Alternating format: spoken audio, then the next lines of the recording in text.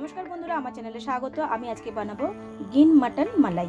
এর জন্য আমি আগে মাটনটাকে সেদ্ধ করে তুলে রেখে দিয়েছি নুন দিয়ে, আর মাখন দিয়ে এর মধ্যে পেঁয়াজ, আদা, রসুন, কাঁচা লঙ্কা, পুরো আমি কাঁচা লঙ্কা দিয়েই করব, আর দেবো খানিকটা কাজু দিয়ে ভালো করে নেড়ে চেড়ে মিক্সিতে পেস্ট করে নেবো ধনেপাতা দিয়ে।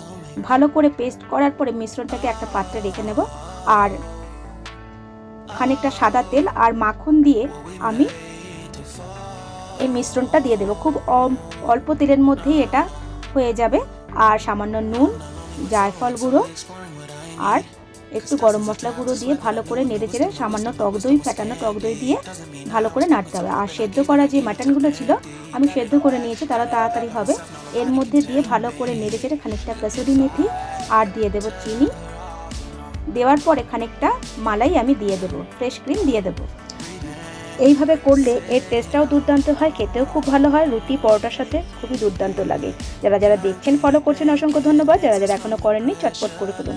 আর ভালো লাগলে অবশ্যই শেয়ার করুন, লাইক করুন, কমেন্ট করুন বেশি বেশি করে, যাতে আরও নতুন নতুন রেসিপি দেখাতে পারি।